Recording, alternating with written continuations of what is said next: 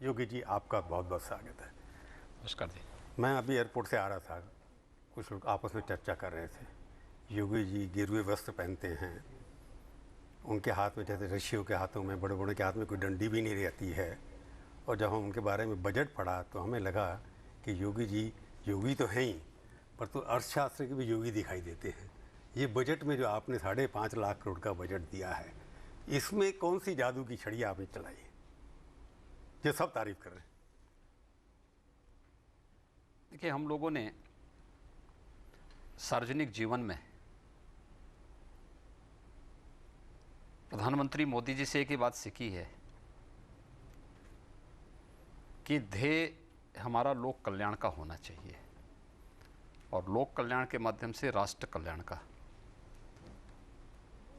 जब ध्येय बहुत स्पष्ट है वो और लक्ष्य प्राप्त करने के लिए दृढ़ इच्छा शक्ति हो तो उसे प्राप्त किया जा सकता है।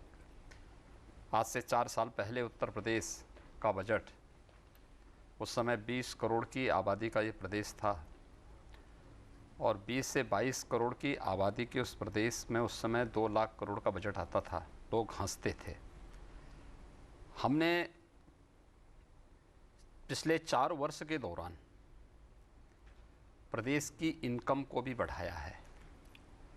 प्रदेश की इनकम बढ़ेगी तो प्रति व्यक्ति आय पर इसका असर पड़ेगा। प्रति व्यक्ति आय भी बढ़ी है। हाँ, बीमारू प्रदेश का आधा था ना इसको। अब बीमारू प्रदेश नहीं, अब तो उत्तर प्रदेश देश की अर्थव्यवस्था का एक बहुत महत्वपूर्ण स्तंभ बनने जा रहा है। और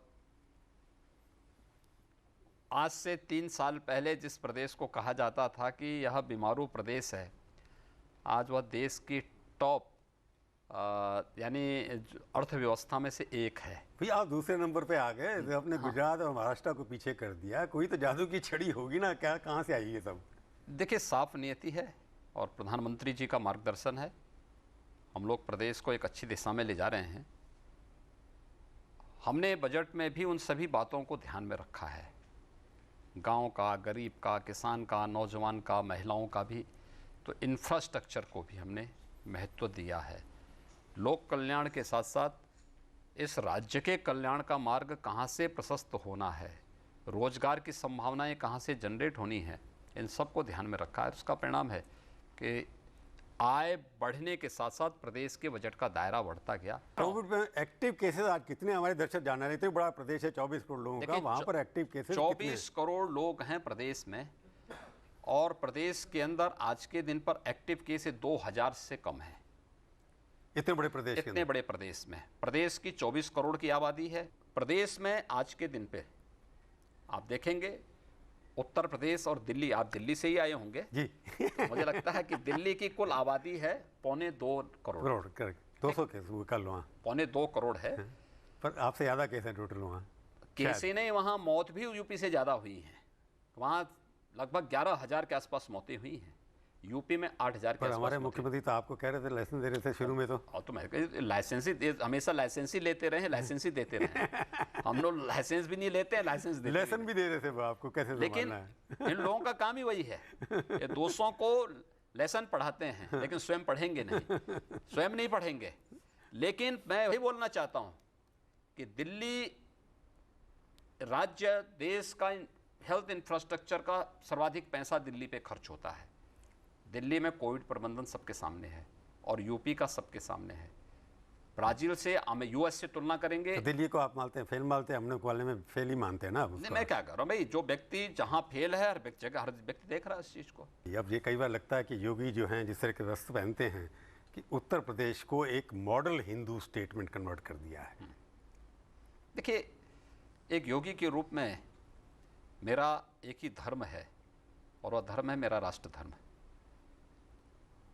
देखिए, जब आप हिंदू की बात करते हैं तो लोग उसको गलत परिप्रेक्ष्य में लेते हैं, लेकिन मैं इसको गलत परिप्रेक्ष्य में कभी नहीं लेता। आपने कहीं कहा था हर भारतीय हिंदू है, आपने कहा हर भारतीय हिंदू है। भारत की पहचान ही हिंदू है। देखिए, जब हम भारत बोलते हैं तो भारत हमारी भौगोलिक सीमा को प्रदर्शित करता है।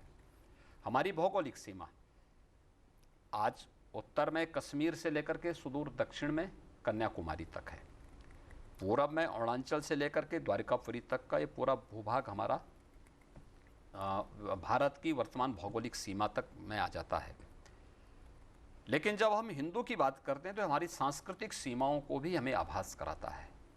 ये हिमालय से लेकर के हिंदू कुष्ठ सुदूर दक्षिण तक, और आप दक्षिण पूर्व एशिया के देशों को जो हिंदू संस्कृति से, हिंदू परंपरा से किसी न किसी रूप में जुड़े हुए हैं, कोई राम की परंपरा से, कोई बुद्ध की परंपरा से,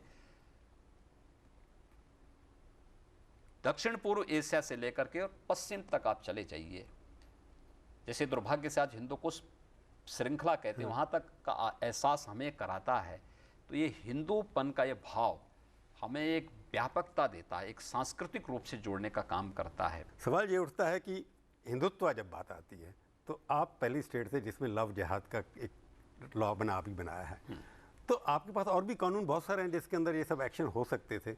तो ये लव जिहाद जो है, जिसके लगता है कि किसी एक धर्म विशेष के खिलाफ या किसी के है, तो ये एक धारणा कैसे बन गई? देखिए, सब पे बराबर लागू होता है। ये कहना कोई कानून किसी व्यक्ति, किसी मत या मजहब के खिलाफ है, मुझे लगता है धारणा ही कलुषित है, ये गलत है, और मुझे लगता है ये नहीं होना चाहिए। अगर देखिए वही अपराध हिंदू करेगा तो हिंदू पे भी वो कानून उसी प्रकार से लागू होगा जैसे मुसलमान पे लागू हो रहा है। ऐसा नहीं कोई एक व्यक्ति करे।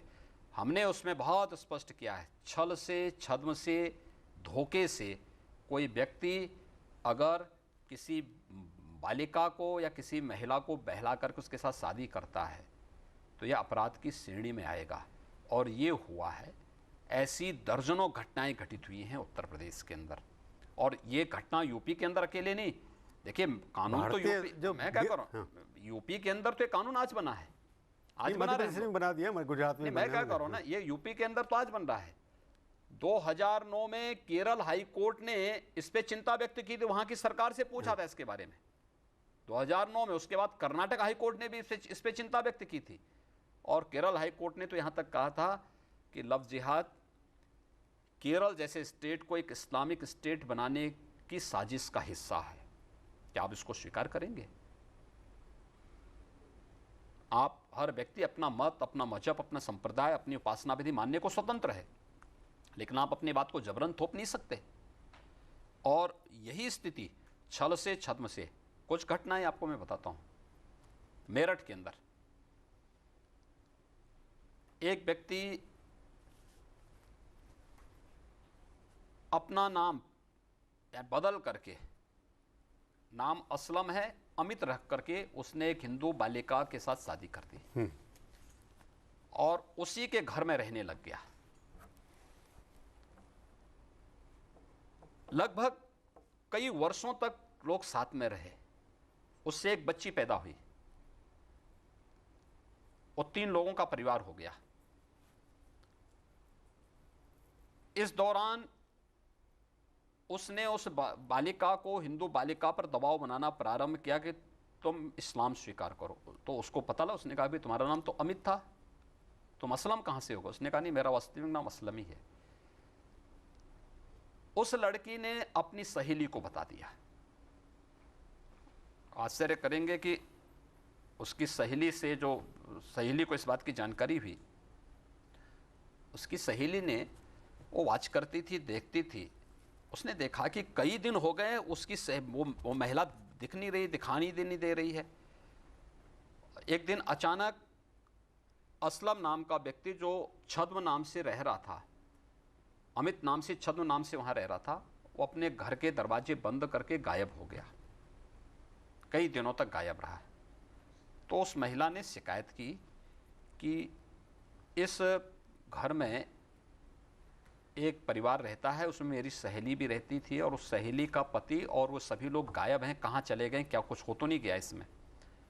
पुलिस गई, देखा, पुलिस ने, गेट बंद था, पुलिस ने सामान्य रूप से उसको चेक किया, उनको कुछ भी नज़र नहीं आया, वापस हो गई।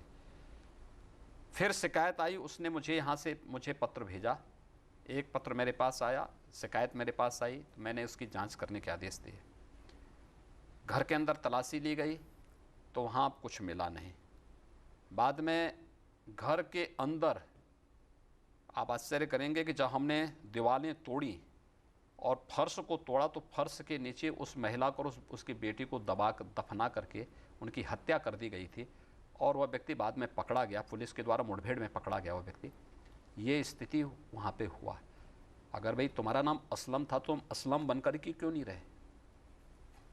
उसके बाद कोई पसंद करता उसका अपना विषय है, लेकिन तुम छद्म नाम से धोखा दे करके और फिर हत्या कर रहे हो, इस प्रकार की क्रूरता कर रहे हो। योगी जी इसमें सवाल आपकी बात ठीक है। ये वहीं पे नहीं, ये इसी प्रकार से एटा में, कानपुर में, लखनऊ में और भी जगह इस प्रकार की शिकायतें आई। ये हमारे लिए केवल एक मत और मजहब का विषय नहीं है। पर शुरू तो मजहब से हुआ ना, क्या करो, मजहब से शुरू हुआ ना। सवाल है कि कानून व्यवस्था का गंभीर संकट खड़ा करता है। कभी कभी दो पक्ष आपस में भिड़ते हैं और फिर यहीं से दंगे होते हैं। आपने देखा होगा 4 वर्षों में हमने प्रदेश के अंदर एक भी दंगा नहीं होने दिया।